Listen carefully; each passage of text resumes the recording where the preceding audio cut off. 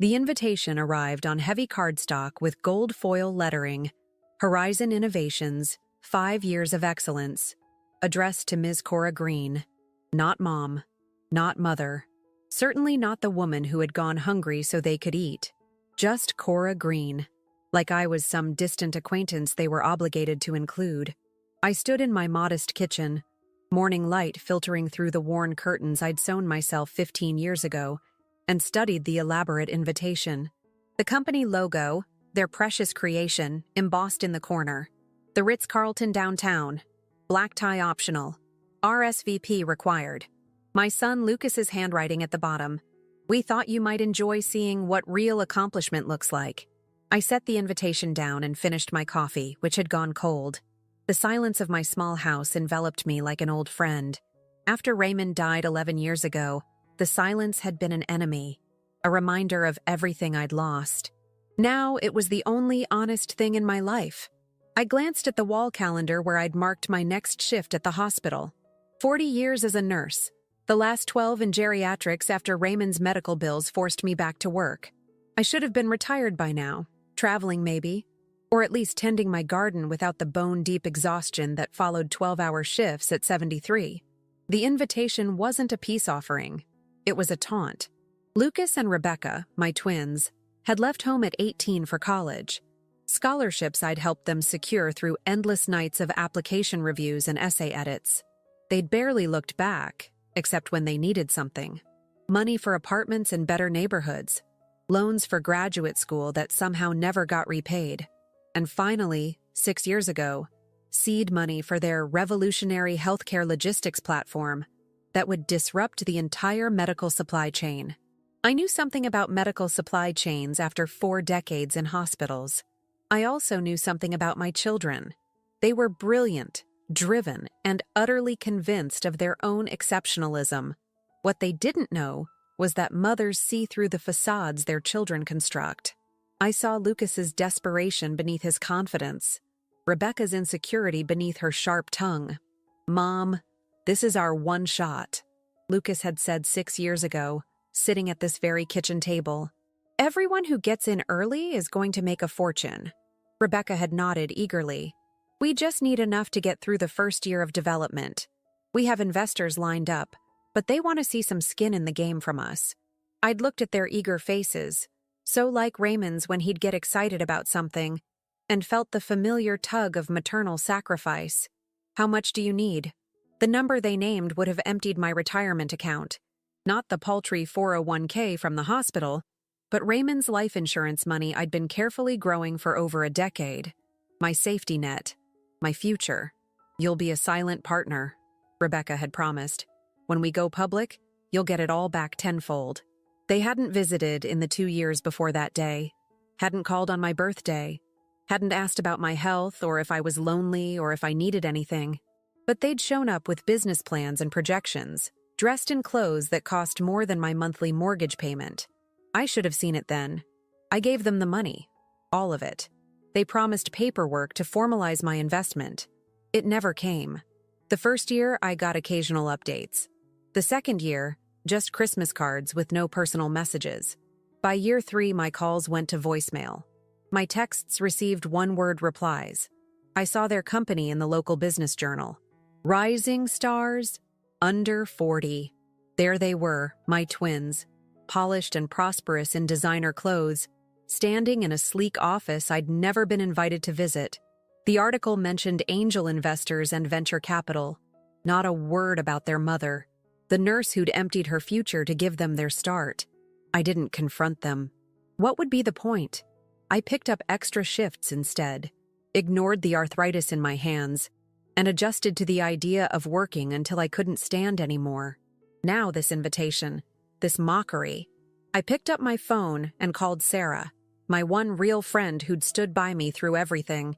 She answered on the 3rd ring, her voice warm with concern. "They invited you? After all this time?" she asked when I told her. "To rub my nose in it, I think," I replied, keeping my voice even. "To show me what they've accomplished without me." Sarah's sigh carried years of witnessed hurts. "Are you going to go?" Was I?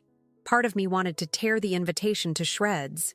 Another part, The mother who remembered two dark-haired toddlers running to me with outstretched arms, wanted one more chance to see them in their element, to witness what they'd become, even if they'd become it by stepping on my back. "I think I will," I said finally. "Cora," Sarah's voice turned serious, "don't let them hurt you again." "I won't," I promised, though I wasn't sure how I would prevent it. After we hung up, I sat with the invitation for a long time. 5 years of their company. 5 years since they'd effectively disappeared from my life. 5 years of me working doubles while they built their empire on my investment.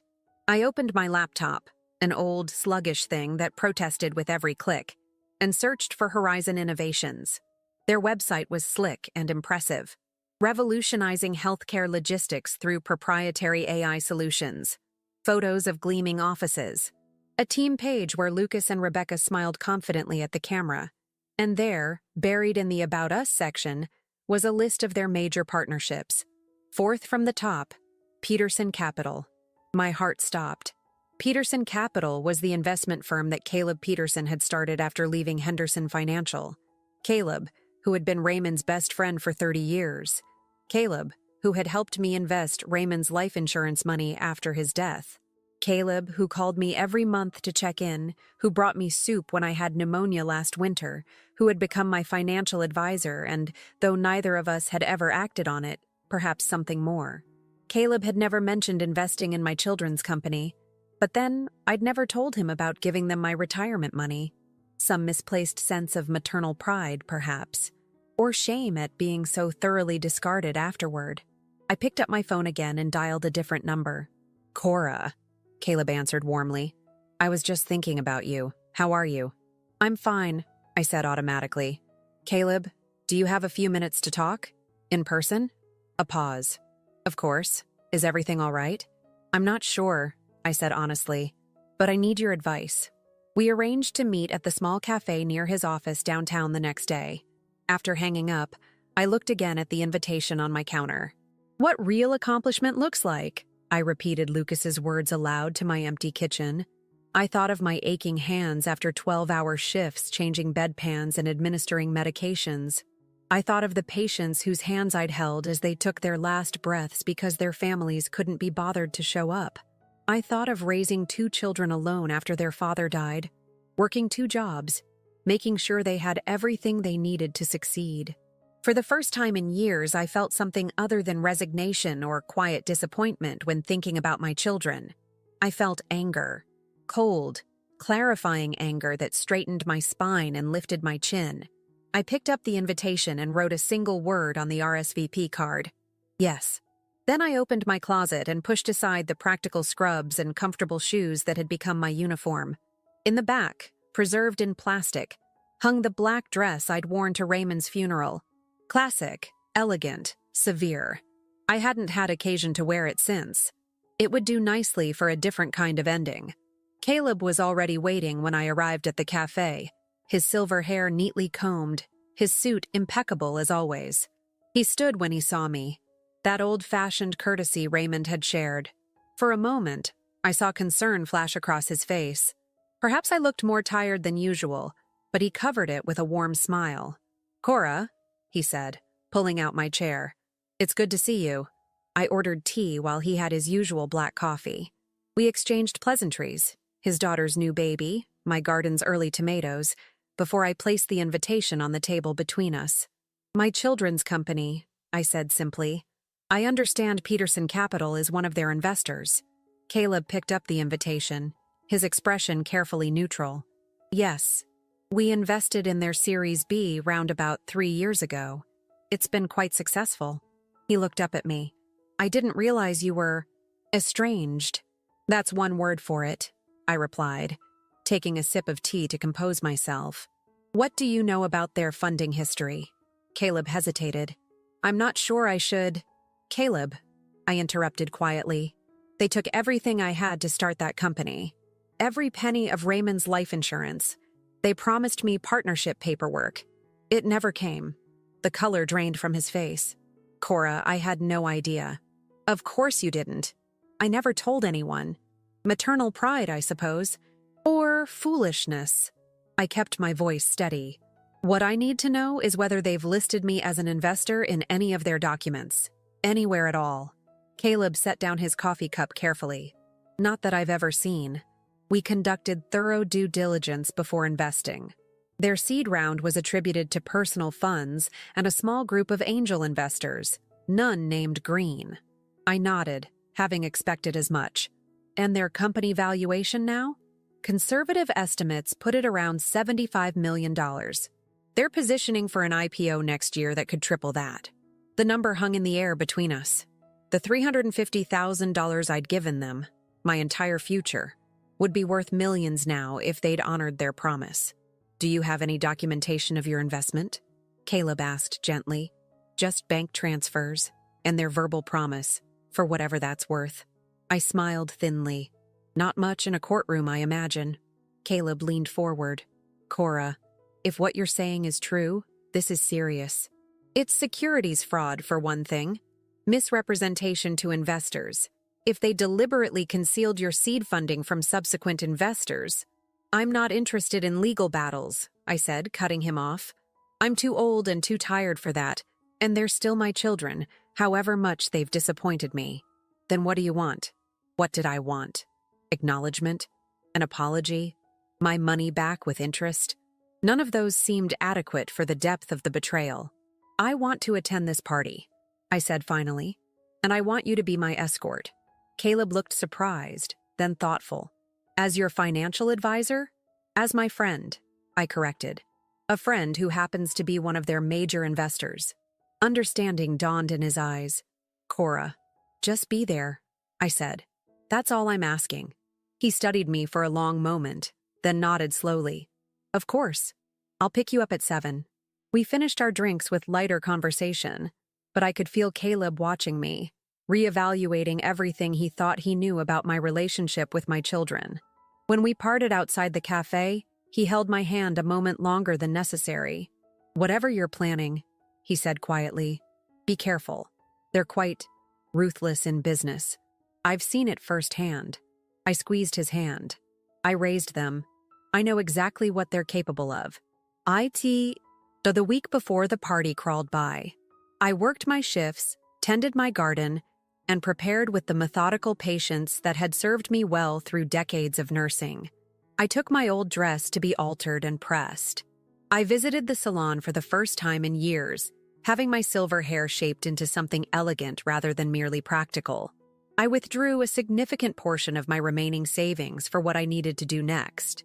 3 days before the event, I visited Anthony Morgan, an old family attorney who had handled Raymond's will. He listened without interruption as I outlined what I needed, his expression giving nothing away. It's unorthodox, he said when I finished, but legal, provided we have the documentation in order. We will, I assured him. Can you have it ready by Saturday? For Raymond's wife? Of course. He paused. Mrs. Green, are you certain this is what you want to do? Family disputes can— This isn't a dispute, Anthony, I corrected him gently.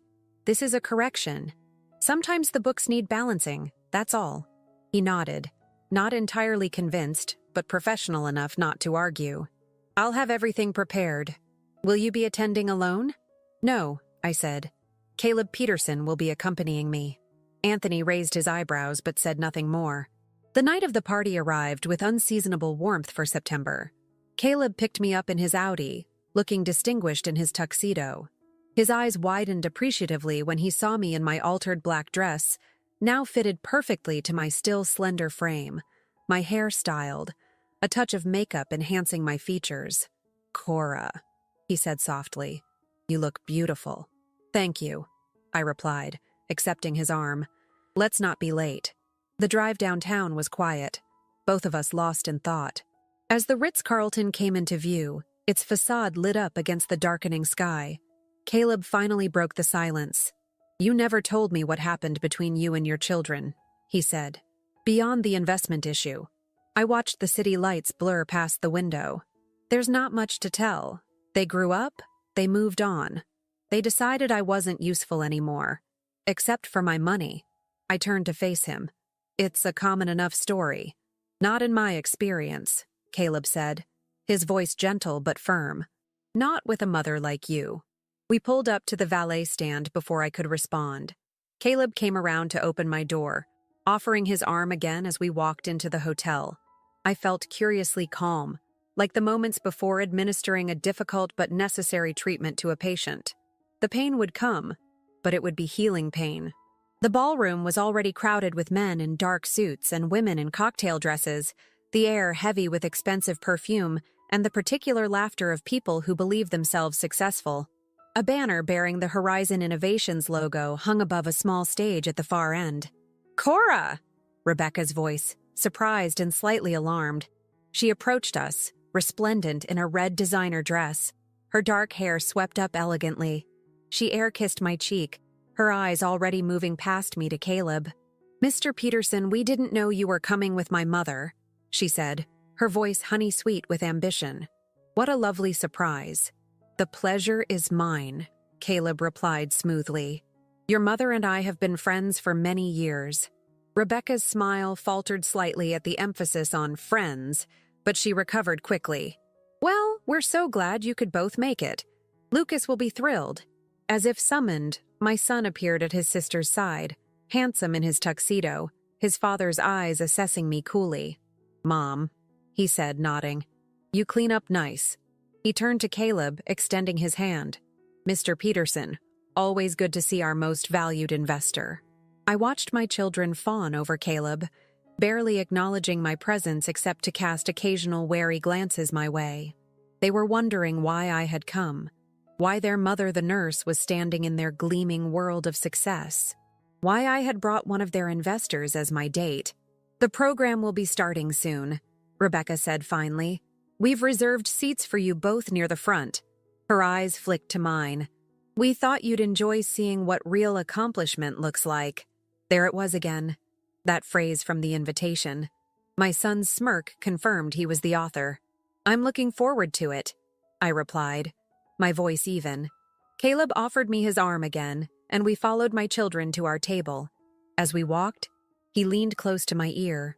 "Are you all right?" he murmured. I smiled, feeling the weight of the envelope in my small evening bag. Never better. Our table was indeed near the front, offering a perfect view of the stage where my children would no doubt celebrate themselves. We were seated with 3 other couples, all investors, I gathered from their conversation. I recognized a few faces from business journals, tech executives, venture capitalists, people who moved money rather than made things, people unlike me. I sat quietly as Caleb made introductions. "Cora Green," he said simply, without explaining my connection to Horizon's founders. I saw the assumptions form behind their eyes. A girlfriend, perhaps, or a family friend. No one imagined I could be the twins' mother. I had none of their polish, none of their calculated charm. "Drinks." A server appeared with champagne flutes on a silver tray. I accepted one, sipping slowly as I observed the room. At least 300 people filled the space, all celebrating my children's success. Success built on my sacrifice, my investment, my betrayal. "Are you familiar with Horizon's work?"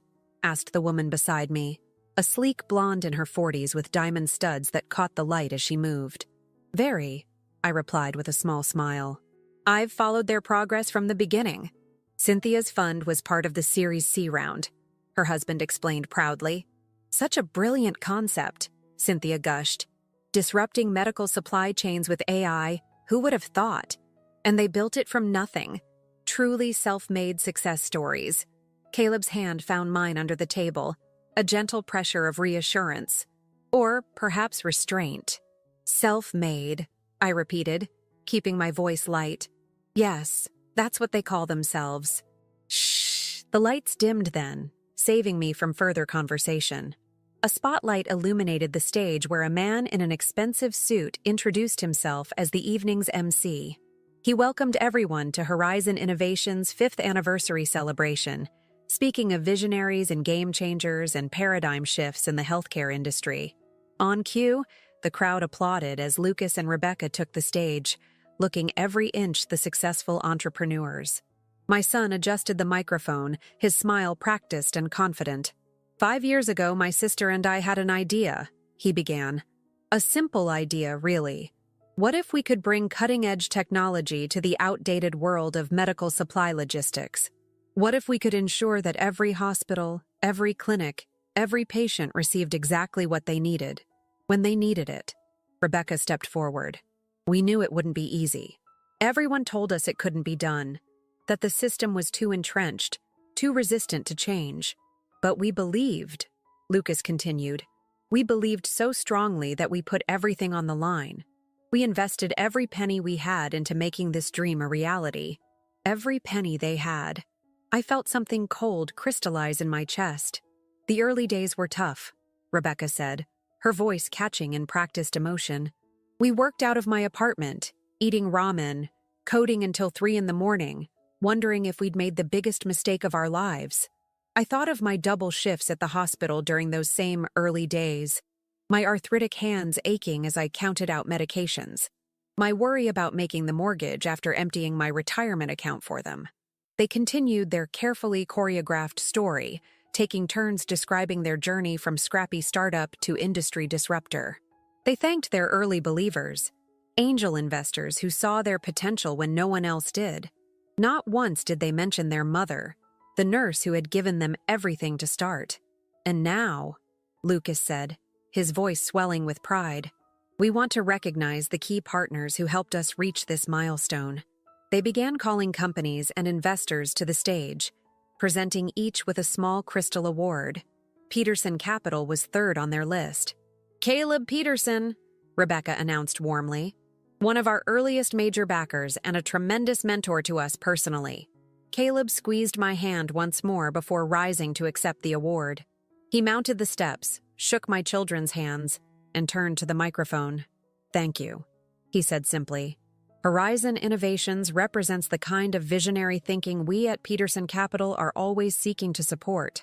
But true success isn't just about good ideas or even good execution. He paused, his eyes finding mine in the audience. It's about integrity, about honoring those who helped you along the way. All of those who helped you. Lucas's smile flickered almost imperceptibly. Rebecca glanced at her brother, a momentary uncertainty passing between them. Caleb nodded politely and left the stage, returning to his seat beside me as the presentations continued. Several more investors were recognized, each receiving polite applause. The awards portion was clearly building to something. My children's ultimate moment of self-congratulation, no doubt. And finally, Lucas said after the last investor had returned to their seat, we have a special announcement to share with all of you tonight. Rebecca stepped forward, her smile radiant under the spotlight. As many of you know, we've been preparing for the next phase of Horizon's growth. Today, we're thrilled to announce that we've accepted an acquisition offer from MedTech Global for $250 million. Excited murmurs rippled through the crowd. The blonde woman beside me gasped in delight. This partnership will allow Horizon's technology to scale globally, Lucas continued, while providing an exceptional return to our loyal investors who believed in us from the start. My stomach tightened. They were selling the company. My investment, the one they had never acknowledged, would disappear into the structure of a multinational corporation, buried forever under layers of legal paperwork. But before we close this chapter, Rebecca said, we want to invite someone very special to join us on stage, someone whose support has meant everything to us. For one irrational moment, I thought they were going to call my name, that some shred of decency had survived in them, that they were going to publicly acknowledge their debt to me at last. Instead, they called their former professor, the man who had introduced them to their first angel investor. He joined them on stage to thunderous applause, beaming as they presented him with an oversized crystal award. Dr. Winters saw our potential before anyone else, Lucas declared. He believed in us when we had nothing but an idea and determination. I felt Caleb tense beside me. He leaned close to my ear. Are you ready? He murmured. I nodded, my hand tightening around my evening bag.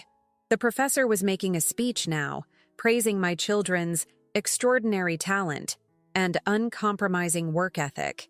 He spoke of their bootstrapped beginnings and remarkable self-reliance. I rose from my seat, smoothing my dress with steady hands. Caleb stood as well, offering his arm once more. We walked together toward the stage, unhurried but purposeful. I could feel eyes turning to watch us, whispers following in our wake. My children noticed our approach. I saw the moment of confusion on their faces, followed quickly by alarm. Rebecca whispered something to Lucas, who gave a sharp, barely perceptible shake of his head. We reached the steps to the stage as the professor finished his remarks. The audience applauded, but the sound was muted now, curiosity about our interruption spreading through the room. "Lucas, Rebecca," Caleb called pleasantly, his voice carrying in the sudden quiet. "I believe there's one more person who should be recognized tonight. Someone without whom Horizon Innovations would never have existed at all." Lucas stepped forward, his expression a careful mask of professional courtesy overlaying panic. "Mr. Peterson, we're actually just wrapping up the formal program." "This will only take a moment," Caleb interrupted, still smiling. "And I think your investors will be particularly interested." Rebecca moved to her brother's side, a united front against the unexpected disruption. "Perhaps we could discuss this privately after the ceremony," she suggested, her voice honeyed but her eyes hard. "I'm afraid it can't wait," I said, speaking for the first time. "Not with the acquisition announcement." They stared at me, their mother, as if I were a stranger who had crashed their celebration. In that moment, they were strangers to me as well. Not the children I had raised, but cold-eyed adults who had calculated my worth and found it wanting. I took the first step onto the stage. The spotlight felt hot on my skin as I stood on the stage. 300 faces turned toward me, curious, confused, waiting. Lucas's face had gone rigid, a pulse visibly throbbing at his temple. Rebecca maintained her professional smile, but her eyes were glacial. The professor, sensing something amiss, had stepped back, uncertain of his role in this unscripted moment. Caleb stood beside me, a solid presence at my right shoulder. He took the microphone from its stand and spoke with the easy authority of a man accustomed to commanding rooms. "For those of you who haven't had the pleasure of meeting her, this is Cora Green." He paused, allowing the name to register. "Mother of Lucas and Rebecca Green, and the original seed investor in Horizon Innovations." A murmur rippled through the crowd.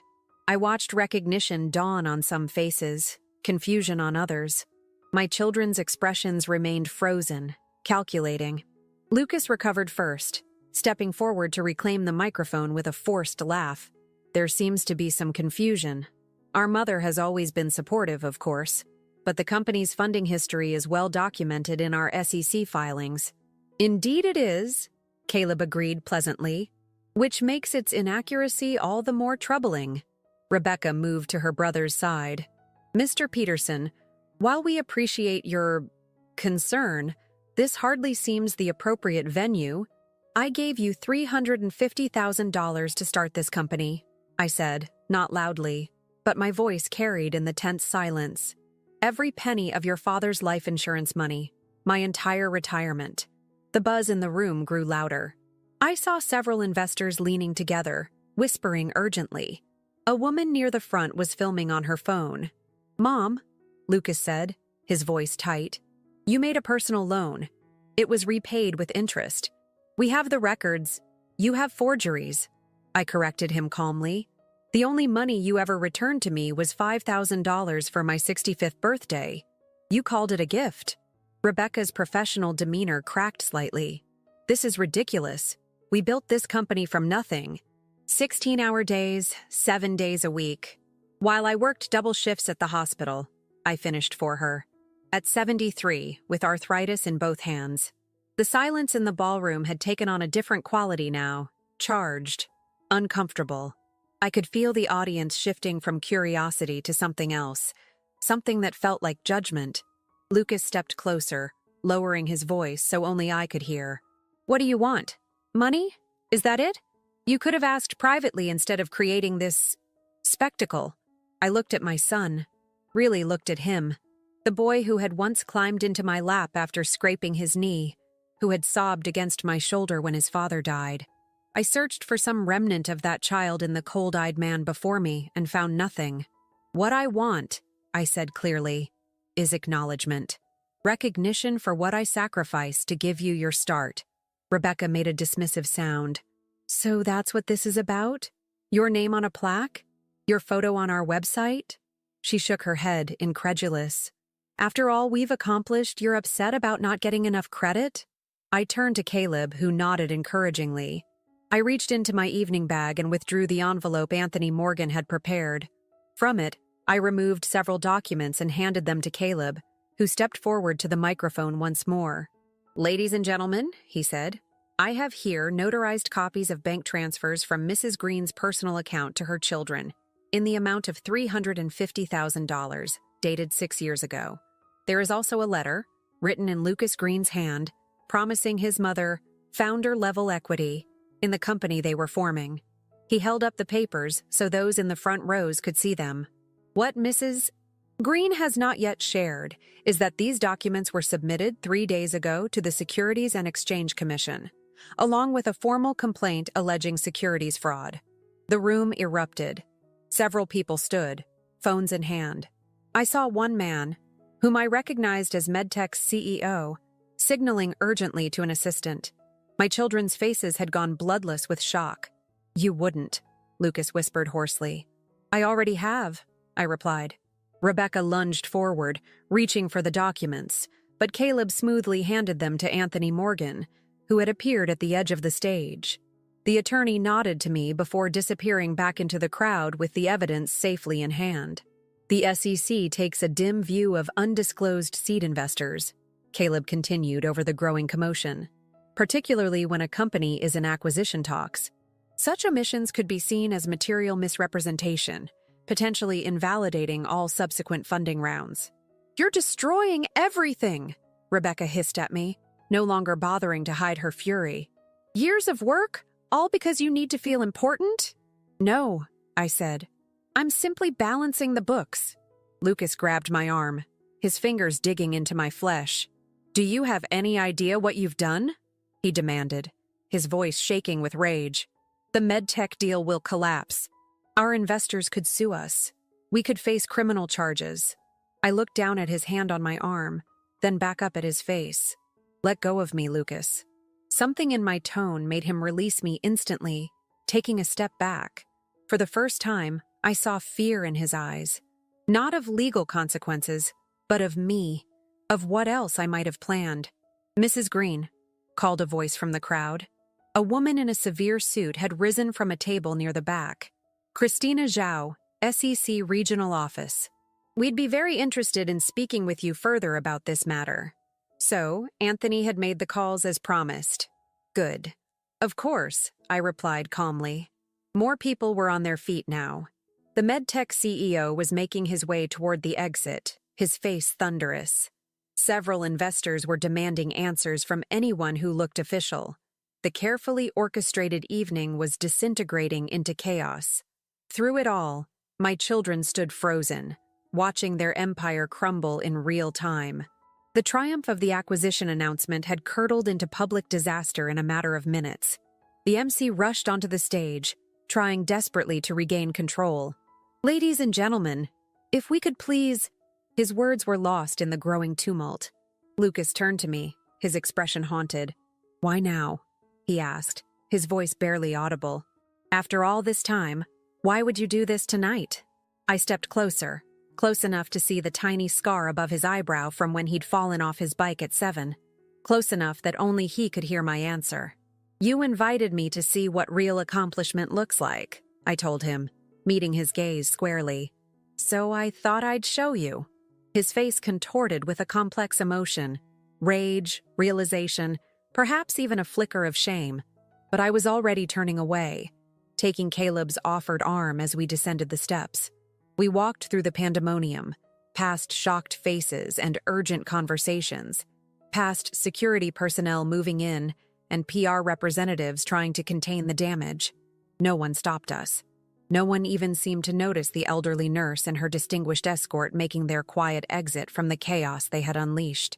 In the relative quiet of the hotel lobby, Caleb looked down at me. Are you all right? I considered the question as we walked toward the doors. Behind us, raised voices echoed from the ballroom. Ahead, the night air beckoned, cool and clean. I will be, I said finally. Outside, the valet brought Caleb's car. As he held the door for me, I paused. looking back at the gleaming facade of the hotel where my children's carefully constructed narrative was unraveling thread by thread. "What happens now?" Caleb asked as we pulled away from the curb. I watched the hotel recede in the side mirror. "They'll attempt damage control. They'll claim I'm confused, vindictive, mentally unstable. They'll offer me money to retract my statement. And will you?" I turned to look at him, this man who had helped me deliver justice without judgment. "No," I said simply. "Some debts can't be repaid with money." The city lights blurred as we drove, silent towers of glass and steel against the night sky. I felt neither triumph nor sorrow, just a curious lightness, as if something long carried had finally been set down. The media coverage began the next morning. Tech startup scandal. Founders accused of defrauding their own mother ran the headline in the business section. By noon, it had spread to national outlets. By evening, it had become a symbol of everything wrong with startup culture. The hubris, the myth-making, the casual cruelty hidden beneath inspirational success stories. I watched it unfold from the quiet of my small house, fielding calls from Anthony Morgan about the SEC investigation and declining interview requests from journalists.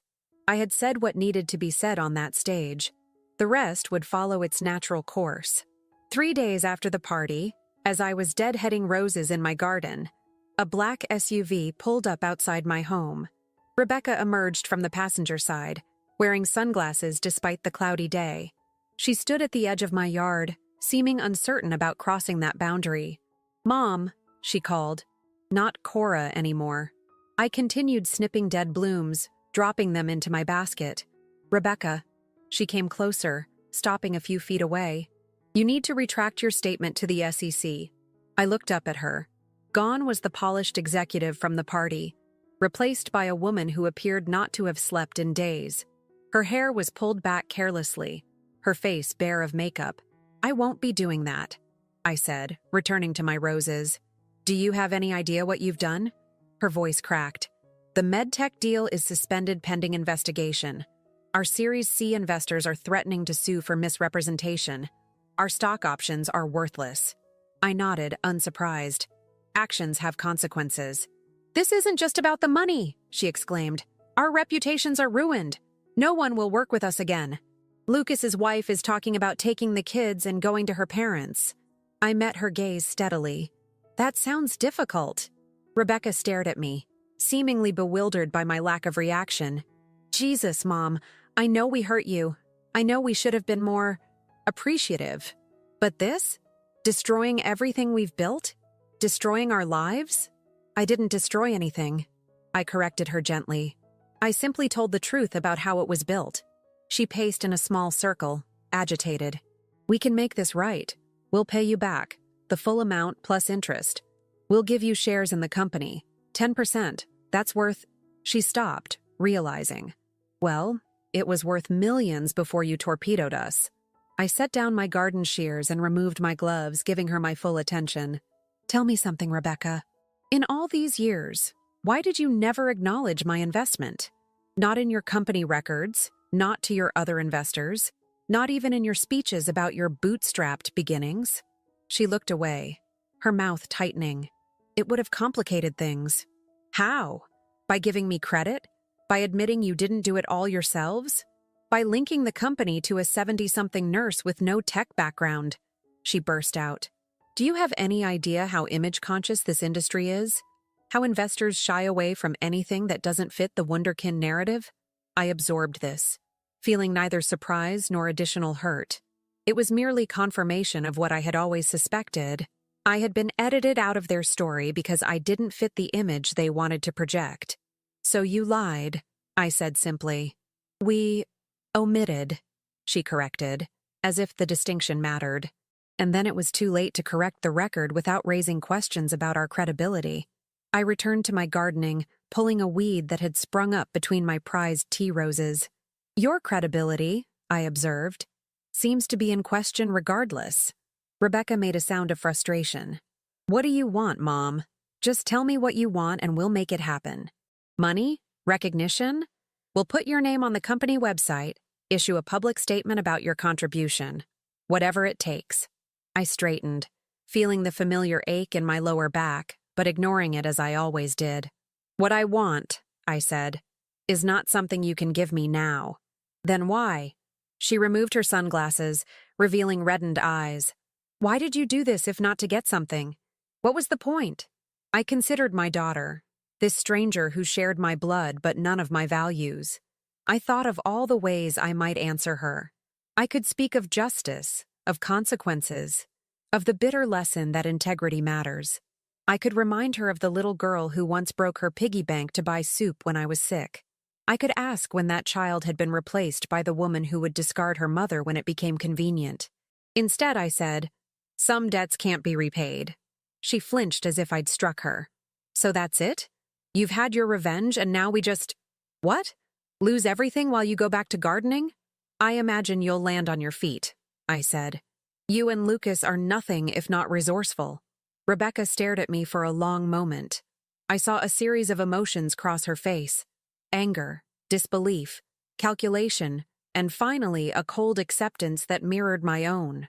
"You know," she said quietly, "Dad would be ashamed of what you've done." If she had hoped to wound me with Raymond's memory, she failed. I knew my husband better than she ever had. "Your father," I replied, "taught you both that family comes before business." It seems that lesson didn't take. Something shifted in her expression then. Not remorse exactly, but perhaps the first glimmer of understanding that what had happened was not merely a transaction gone wrong, but a profound moral failure. Without another word, she turned and walked back to the waiting SUV. I watched her go, feeling nothing but the cool autumn breeze on my face and the distant satisfaction of accounts settled. The legal proceedings took nearly a year. The SEC investigation led to fines, settlements with investors, and the complete dissolution of the acquisition deal. Horizon Innovations survived, but only barely, and under new management. My children were forced out by their board, their golden future replaced by cautionary tale status in the tech world. I received what was legally mine, though the amount was far less than what my initial investment would have been worth had they honored their promise. The money wasn't the point. It never had been. Caleb remained steadfastly by my side throughout, his friendship deepening into something more as the months passed. We never spoke of marriage. We were both too old for such ceremonies. But he moved into my small house, bringing his books and his quiet wisdom and his way of making coffee exactly as I liked it. My children did not contact me again after that day in the garden. I heard about them occasionally through mutual acquaintances or news articles. Lucas's marriage ended, as Rebecca had predicted. He moved to Seattle to work for a former competitor at a fraction of his previous salary. Rebecca started a consulting firm that struggled to find clients willing to overlook her history. Sometimes, in the quiet evenings as Caleb and I sat on the porch watching the sunset, I thought about what might have been. Not with regret, I had none, but with a certain wondering about the paths not taken. If they had acknowledged me from the beginning, if they had shown even a modicum of gratitude or respect, if they had remembered, even once, that I was more than a convenient source of capital. But they hadn't. And in their failure, they had taught me my final lesson as a mother, that love without justice is merely sacrifice, and sacrifice without recognition becomes erasure. I refuse to be erased. So that's my story. Not one with a happy ending, perhaps, but a necessary one. When people ask me if I ever regret what I did, I tell them the truth. The only thing I regret is waiting so long to demand what was rightfully mine. Not just the money, but the acknowledgement of my contribution. Some call it revenge. I call it correction. If there's one thing I want you to take from this, it's that you should never let anyone, not even those you love most, make you invisible. Your contributions matter. Your sacrifices deserve recognition. And if that recognition isn't freely given, sometimes you have to stand up and take it. Life is too short to let others write you out of your own story. Don't forget to subscribe to the channel and comment where you're watching from. I'd especially like to hear from other parents who've found themselves edited out of their children's narratives. Remember, we may be older, but we're far from powerless. Until next time, this is Cora Green, signing off.